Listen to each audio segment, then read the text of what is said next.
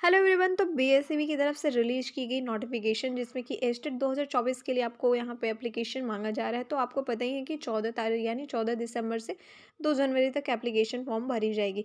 तो इस पिछले बार जो ये वाली एग्जामिनेशन एस्टेट वाली हुई थी तो उसमें क्वेश्चन का लेवल भी बढ़िया था। मतलब वो तो ईजी था क्योंकि उसमें टाइम बहुत कम मिला था। तो ये टाइम पे डिपेंड करेगा कि आपकी एग्जामिनेशन कितने दिनों में होने वाली है कि उस लेवल का ही क्वेश्चन आपको मिलेगा। अब सबसे पहले ज़रूरी बात ये है कि आपने बहुत सारी वीडियोस देखी होगी, बट जो हमारी इम्पोर्टेंट बात है उस पे हम लोग बस बात करना चाहेंगे। जैसे कि आपका क्या होता है कि विषय समूह में पिछली बार भी बहुत लोगों का गलती हो गया था। तो इस बार कम से कम आपको ये श्योर कर लेना है कि कोई गलत ना हो। पहली बार आप ये वाली स्टेट वाली एग्जामिनेशन दे रहे हैं तो आपको डेफिनेटली ये वीडियो देखनी चाहिए। तो सबसे पहले विषय समूह की हम बात करते हैं। तो आपको तो पता ही है कि कौन कौन से सब्जेक्ट आपके ऑनर्स के थे और सब्सिडरी के थे। तो यहाँ पे आपको विषय समूह में देखिए, सबसे पहले यहाँ पे गणित का है। ये मैं 9-10 की बात कर रही हूँ, 11-12 का तो बिल्कुल क्लियर ही है। तो 9-10 में जैसे कि गणित विषय समूह का चुनाव कौन लोग करेंगे। तो आपको गणित यहाँ पे 2 सब्जेक्ट, ये जो गणित वाला लिखा हुआ है ना, इसमें से आपको 2 सब्जेक्ट अगर आपने ग्रेजुएशन में पढ़े हैं चाहे किसी भी प्रकार से, जैसे कि आपका गणित हो गया, भौतिकी हो गया यानी कि फिजिक्स हो गया, इलेक्ट्रॉनिक्स हो गया, कंप्यूटर साइंस हो गया, रसायन विज्ञान यानी कि केमिस्ट्री हो गया और सांख्यिकी यानी कि स्टैटिस्टिक्स हो गया। तो इन विषयों में से आपने कोई भी 2 विषय ग्रेजुएशन लेवल पे पढ़े हैं तो आपको गणित विषय समूह का चुनाव करना है। जैसे कि मैं आपको एग्जाम्पल में बता देती हूँ, जैसे कि आपका ऑनर्स पेपर फिजिक्स था और आपकी सब्सिडरी में केमिस्ट्री थे और मैथमेटिक्स था। तो आपको गणित विषय समूह का ही चुनाव करना है, ना कि आप साइंस वाले विषय समूह का चुनाव कर ले। ठीक है, आपको सिर्फ गणित विषय समूह का चुनाव करना है क्योंकि आपके फिजिक्स भी है यहाँ पे, गणित भी है यहाँ पे और ऑब्वियसली आपका रसायन विज्ञान भी मिल रहा है आपका यहाँ पे। बट आपको बस 2 सब्जेक्ट का यहाँ पे देख लेना है।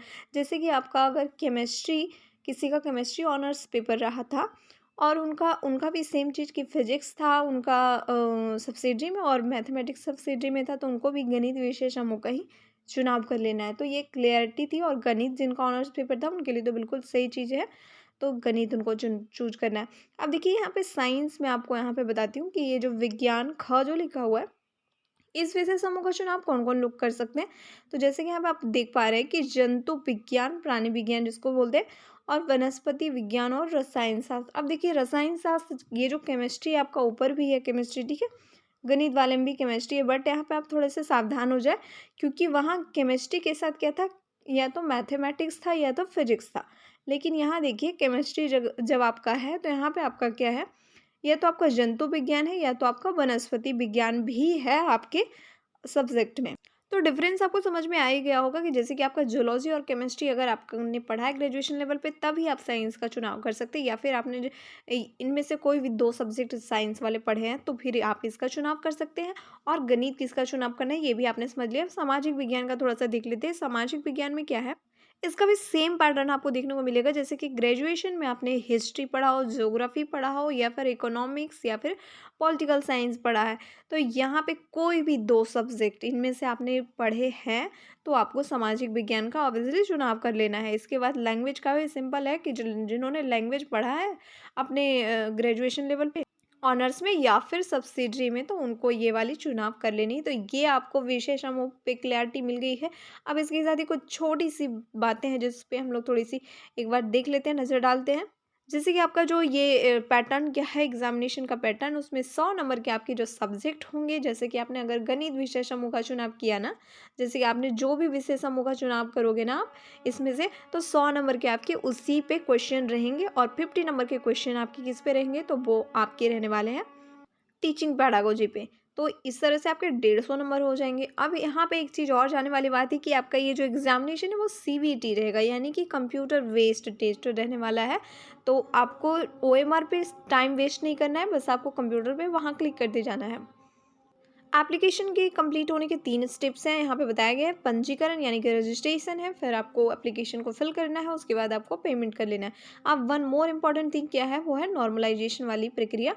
तो नॉर्मलाइजेशन में क्या कुछ होता है उसके बाद तो नॉर्मलाइजेशन का जो सिंपल सा फंडा है कि ये मतलब किसी भी अगर आपका जो सेकेंड सिटिंग जो होती है एग्जामिनेशन या फिर किसी और डे एग्जामिनेशन हुई है, तो उसमें कि क्वेश्चन का लेवल किसी का हल्का हो गया है, किसी का हार्ड हो गया है, तो इस बेस में नॉर्मलाइजेशन किया जाता है। जैसे कि यहाँ पे घ में आप देख पाओगे, नॉर्मलाइजेशन का एक प्रक्रिया ये भी है कि अगर आपने बहुत ज़्यादा क्वेश्चन के आंसर क्या है गलत ही किए हैं, बहुत ज़्यादा, आप कम में मत ले लेना कि आपने 10 20 30 गलत कर दिए तो ये हो जाएगा। नहीं, बहुत ज़्यादा आपने क्या है ये क्वेश्चन के आंसर गलत किए हैं, गलत दिए हैं, तब आपके थोड़े से नंबर घटेंगे, निगेटिव मार्क में आपके नंबर जाएंगे। यहाँ पे क्लियरली घ में लिखा गया है।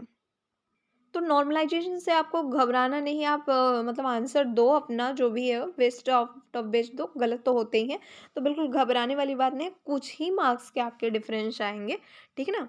और यहाँ पे टाइमिंग आपकी क्या है, 2.5 घंटे टाइमिंग रहेगी, यानी 2 घंटे और 30 मिनट आपको मिलने वाला है इसके लिए। इसका फॉर्म आप आसानी से भर सकते हो, इसमें कोई टाइमर नहीं लगा हुआ है और ज़्यादा कुछ पूछता भी नहीं है, बस डिटेल्स मांगता है। इसके अलावा कुछ ज़्यादा डॉक्यूमेंट अपलोड करने नहीं होते हैं। अब यहाँ पे किसको कितने लाने हैं, तो जनरली आपको 50% लेके आने हैं, और महिलाएं तो आपको 40% लेके आना है। यहाँ पे बाकी सारा चीज़ का है कि किसको कितना लेके आना है। इसमें आपको ज़्यादा मार्क्स से मतलब नहीं, मतलब बस आपको क्वालिफाई होने से है, यानी कि 50% मार्क्स आ गए तो आप क्वालिफाई हो गए, तो ये उसी नेचर का रहेगा। इसके साथ ही कोई और भी डाउट आपके मन में आ रही हो तो आप उसके लिए ज़रूर कमेंट करें ताकि उसका सॉल्यूशन मिल सके। थैंक्स फॉर वॉचिंग, मिलते हैं नेक्स्ट वीडियो में।